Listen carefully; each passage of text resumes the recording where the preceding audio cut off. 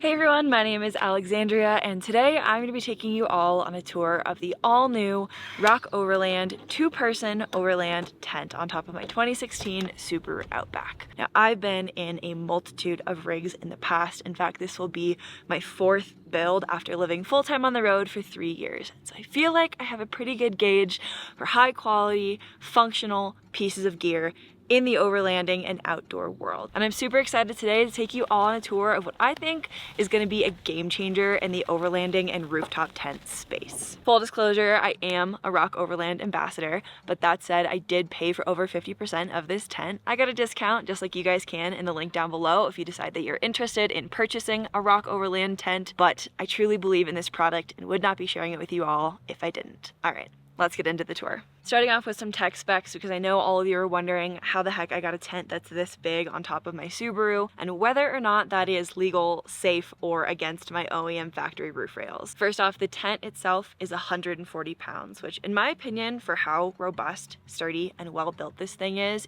pretty incredible. Prior to purchasing the Rock Overland tent, I was looking at other hardshell models and a lot of them came in at 190 or 200 or 200 plus pounds, which for my car is not necessarily realistic. That said, I did upgrade my roof rack from the OEM stock rails to support a better dynamic and static load range, and those two numbers essentially mean driving and not moving ranges. My car comes with a 150-pound range dynamic, which to me was just a little bit too close for comfort with it being 140 pounds of tent. Now that platform does weigh 40 pounds, so the 40 pounds of rack plus the 140 pounds of tent brings us to 180 pounds.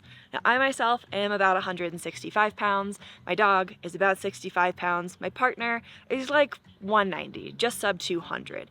And all of those numbers combined with the rooftop tent in mind bring us to the static load range limit of just under 600 pounds, which this thing is rated for 600 plus. So I feel pretty good about our setup. And so far over the last week or so of driving both in town on Highway 70, which if you've ever been to Colorado, it's quite treacherous as far as highways go, and on Forest Service Road with bumps, lumps, and holes, the tent has felt super stable. All right, before we head inside the tent, I just want to go ahead and point out some external features. One is this massive rainfly, which again, Colorado, man. We get wild weather out here. Last week it was snowing. Today I'm in a tank top and it's going to be 85 degrees. And the combination of this nearly 270-degree awning alongside this airflow vent out here, which will allow me to attach a heater or AC unit to the tent in hot or cold weather, is going to be game changing. Now, speaking of vents, I just want to go ahead and acknowledge the genius that this modified clamshell actually is. I won't claim that Rock Overland invented it, but when I saw the lightweight combined with the foot vent and the modified clamshell design that was going to allow for more space for my and my partner's feet at the end of our bed without having to extend to a full 8 or 9 foot long tent to accomplish that, I was sold. Most rooftop tents that I saw that were lighter weight or built for a smaller SUV had a very tight footbox, which meant that all this space here at the end is too small for your feet to sit upright in bed. So you're either going to the side, sleeping on your side, I'm not a side sleeper, I don't know about you guys, or just downright uncomfortable.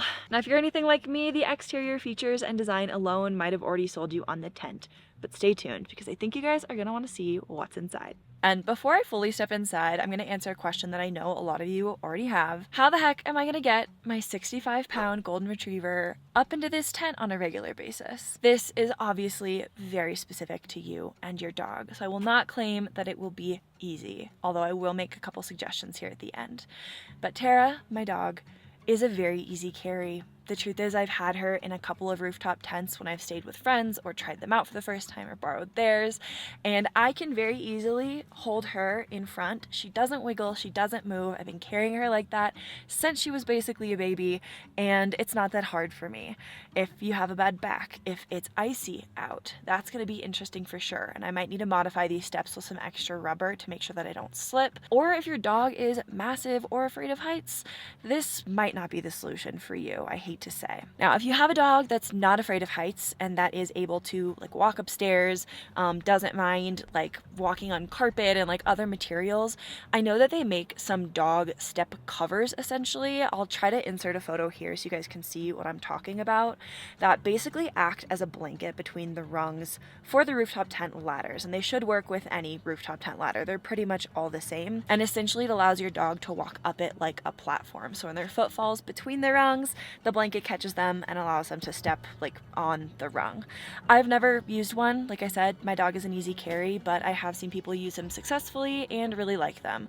So if you're concerned about your dog, if you're concerned about your own health and safety, obviously consider that before purchasing a rooftop tent, and maybe look into those options to see what might work out for you. Okay, every time I get in here, I'm like giddy still, even though it's already been like a week, and yes, I do still have my shoes on because I forgot my shoe bags. I'm gonna go ahead and overlay some B-roll here while I talk about all the features of the tent, so you don't have to just look at me, you can look at the beautiful tent instead. One of the first things that drew me to this tent were the windows. I have 5 windows, technically, if you count the foot vent, otherwise 4 windows or 3 full windows all around the sides, and a sun/moon roof. And as somebody who has been sleeping in the back of her car and couldn't even sit up while camping prior to this unless I was outside in the elements, which again, Colorado, we get crazy weather, it's really not always possible, I already know that I'm going to absolutely love the visibility and protection that this tent offers. Now, it's a little windy right now and I have all the windows open, which is creating quite a cross breeze and I'm a little bit chilly, but in weather like this, all these windows obviously fully zip and unzip, so you can not only enter from all 3 sides, the back and the passenger and driver side, I could close up the panel side where the sun is shining and protect ourselves from the elements without having to sacrifice being outside. I would love one day to have an awning, but right now it's just not quite in the cards. And I think that this is going to be the second best option because I see myself getting one of those little like crazy creek chairs maybe, sitting up here, getting my work done and not having to sacrifice my back, because laying down on my stomach and working for 6 or 7 hours at a time when I'm out camping and have to work, unfortunately, has already taken a toll on my body. And I think this tent is going to eliminate all of that. In addition to the windows, the natural light and the breeze, I chose this tent specifically because it did not have an inflatable mattress. Now, I know a lot of folks maybe would prefer that because they think that inflatable mattresses are going to offer more comfort and protection over a like 1.5 to 2 inch mat. But as someone who owns a dog and has had that dog pop many an X-Ped Mega Mat, the ones that are supposed to be super durable, I was stoked to see that this came with a traditional foam mattress because I know that Tara's not going to pop it. Another incredible feature is the lift bar, I'll call it. I'm sure it has a technical name. I don't know that, unfortunately. But this bar allows me to expand the tent beyond 90 degrees where the hatch or backside of my vehicle is. But it does make the entire room feel a lot more spacious, and I know that especially on group trips when I bring my partner and my dog or just me and my dog, it's going to make a huge difference in livable, breathable space without feeling like we're completely on top of each other. And I'm going to go ahead and flip around so that way we can talk about this lovely media stand behind me, but again, without my face in the corner because this is weird. All right, so now we are looking at the front of the car. There's the foot vent that I keep bragging about, and this is what I will call maybe like a media center. So you could obviously put like a pillow or blanket back here that you're not using until bedtime, or like big jackets. There are a ton of pockets, 5 in fact, 6 if you include this one that is actually a mesh material, which I've heard is great for putting a tablet or an iPad to watch movies at night. And it's daytime right now, so I obviously don't need this, but the Rock Overland tent does come with a USB compatible light switch, and so this runs up here to the light bar at the top of the tent. All right, before we head back outside, I just want to go ahead and acknowledge the ceiling, which we don't need this angle of my face. Let's go ahead and go up there, which is this lovely like quilted material. It looks like glue stitched or welded to the top of the camper, and I'm hoping is going to allow for slightly less thermal transfer in both winter and summer. And in the winter, when we're all breathing in here and condensing in the ski parking lot, a little bit less condensation so we don't wake up to rain. Because if you've ever slept in a tent or a hard shell or a truck shell, which I did a lot this past winter, and have woken up to it raining on your sleeping bag, it's not the comfiest. So I think this is gonna help keep us more comfortable regardless of the season. Okay, new angle unlocked. I think that I love this one the most. You can see the sky, you got good lighting from this side without direct sunlight. Get ready to see me shooting from here a lot more often. But before we wrap the tour portion of this video, I do just want to acknowledge that I am now a ROK ambassador. This video itself is not sponsored. I'm not being paid to tell you all about this. I got a discount on the tent, which was awesome. Thanks, guys. But I just wanted to say that I truly am impressed.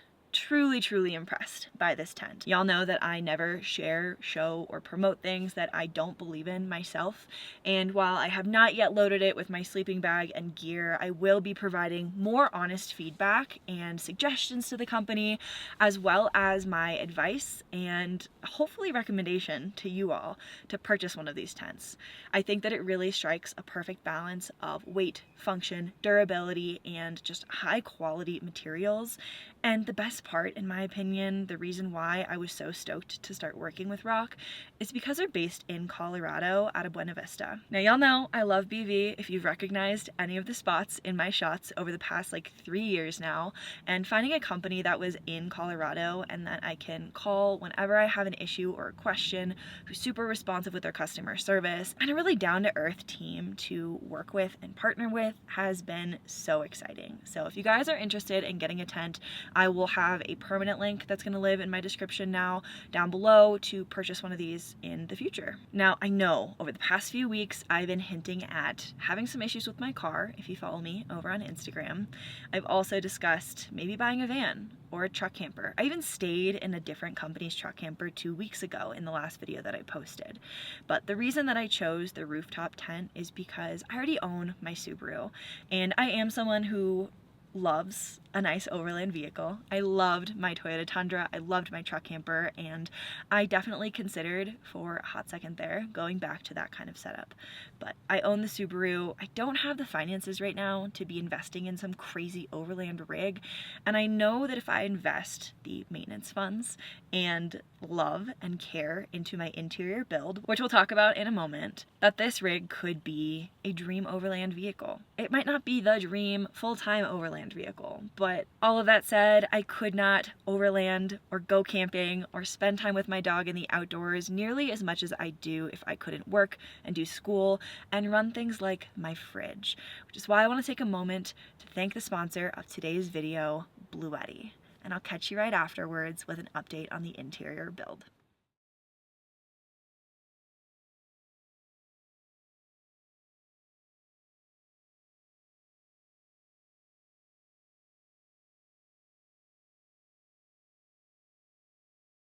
This week has been unexpected in so many ways, and it's really starting to feel like I can't rely on the gear that's gonna get me outside or the vehicle that's gonna get me outside when I need it to most, except for my Bluetti power stations. Now, obviously today I can't take you on a beautiful vista, I can't go on an awesome camping trip and explore a new place because my car is in the shop.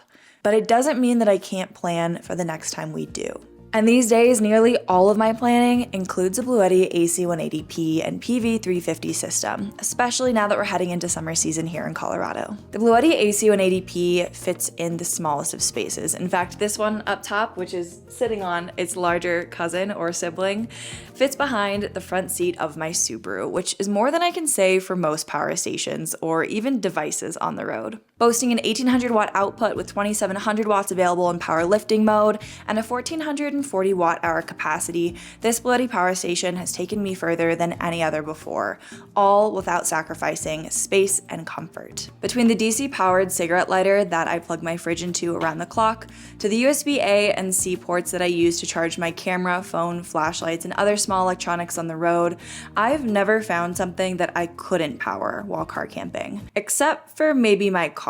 But that's my own fault because I left the portable jumper cables in the back of my car, and it can definitely be recharged using my Bluetti. In addition to its output, you also have 4 different ways to charge the Bluetti AC180P, along with all of their charging stations. If you have time to pre-plan for a trip, plugging it into an AC outlet at home is a surefire way to get it from 0 to 80% before you leave the house. Which for me, when I'm not sure where I'm going to be camping that night or what the solar situation is going to be, if I'm going to be under trees or clouds or rain, I've really been enjoying being able to do this before I leave for my trip to give peace of mind knowing that I'll be able to power my devices for at least the next day or two until we can get a good solar charge. Which brings me to my next point, solar power. I personally have the PV350, which is more than adequate to keep my station charged for my fridge, electronics, Starlink, and all my other devices on the road when I'm at camp for a few hours at least at a time. But when I'm not, the Charger One comes in super handy. And right now it's actually pulled out of my car because I was in the middle of getting ready for my rebuild and removing everything, but I'm really excited to find its new home in my new Subaru build, so that way it has plenty of room to breathe while charging off of my car's alternator and powering my Bluetti when I'm on long car trips and maybe can't plan as easily from home. And finally, I've never used this, but I'm pretty sure my cousin up in Oregon has because he's building an off-grid property, which is so stinking cool. You can also charge your Bluetti power stations using a generator. While using a generator definitely removes that cleaner aspect of using solar or charging off of your car that's already running to power your power station, it can be a great option for folks who are truly off-grid for long stretches of time and have higher power needs than I do. Now, in the past, I've used my Bluetti power stations to power all of my things on the road, whether I was in my truck camper, my ambulance for a very short period of time, traveling in someone else's vehicle, or in my Subaru. And now that I'm getting ready for a rebuild and only have so much space to work with in my one car, barely, garage, and only one outlet that does not allow me to very readily charge all of the equipment that I'm going to be using for this rebuild, I'm super excited to bring the Bluetti out into the garage with me to tackle this new build over the next few weeks. So whether you're like me and gearing up for some summer adventures, you want some backup power for your house, you're looking to power a fully off-grid living situation, or get some extra projects done around the house where you might not have power, head down to the link in the description down below to check out the Bluetti AC180P, PV350, and all the other Bluetti products to find a solution that's going to fit your needs. And thank you again to Bluetti for sponsoring today's video. Nearly 365 days ago, which is crazy to think that it's already been a year, I took some leftover materials from a past build, some basic tools, and set up in a Lowe's parking lot to build this $100 or so car camping setup, which has now carried Tara and I over 15,000 miles in the last year. And for that, I will be forever grateful. It really reminded me that you don't need a crazy setup, this huge overland rig, a truck camper, or a van, that you can just get out with what you have and a simple bed setup, some pull-out drawers from Target, drawers, that's nice, like Tupperware from Target, and a love for the outdoors. And I'm taking all these lessons forward with me as I complete my new build. Now, obviously, I still have my old build in here. I just got the rooftop tent on my car a couple of days ago, and I wanted to see what it was like with my current setup, without changing anything, without making any major modifications, because I'm a firm believer that you should get out with what you have and figure out what you need along the way, instead of investing a ton of money and time into something that you don't even know that you're gonna like. Now, obviously, I have slightly more experience than the average Joe, having lived on the road for a couple of years, having lived out of this sporadically over the last year in Colorado and across the West, but I still wanted to keep it simple, and I think I finally decided exactly what I want to do with the car. Now, I don't want to spoil it, but I'll go ahead and overlay some fun image examples of what I'm thinking of doing with the car. Now, I'm far from being done with it. Obviously, I still have all the wood in here, but I think that I'll be able to reuse most of this platform so that way I can spare additional materials and keep this super budget friendly. And of course, I'm taking you guys all along with me for the ride. I feel like I've been yapping for a long time here, and it was all good information, but I think it's time to bring this video to a close. I'm really excited to see how this car transforms over the next few weeks and to make this into a version of my dream overland rig. I did have to say goodbye to a couple of my overlanding dreams last week when I decided I'm keeping the car. I'm going with a rooftop tent. We're working with what we got. But ultimately, I'm so happy with with my decision. I am stoked on the quality of the Rock Overland 2-person overland tent, and I can't wait to take you guys all out on our first adventure in it in the next month. Now, if this is your first video and you've stuck around this long, 1, hi, welcome. Nice to have you here. Thank you for watching. 2, if you guys have been here for a long time, I know you've seen me go through a lot of iterations of what works and doesn't work for me on the road. And a lot of folks have called it inconsistent or wishy-washy or non-committal. And fair enough, y'all don't know me. But I'm really happy and proud of myself for continuing to iterate on versions of being on the road that actually work for me, that are functional, that are viable in the long term, and that make me happy. And I hope that you guys will all stick around to see what adventures we get out on next, because I know now that we're going to be more comfy up top and have a better kitchen and gear storage in the back, that we will be able to take this car out on longer, more adventurous adventures than I ever thought possible in an SUV. And I hope that I can inspire you all to do more of the same. All right, thank you so much to Bluetti for sponsoring today's video. Thank you, Rock, for inviting me into your ambassador program and trusting me with your tent. I'm so excited to take all of my gear out on an adventure sometime soon after I finish the build. So I'll see you all in the next one when we get into it.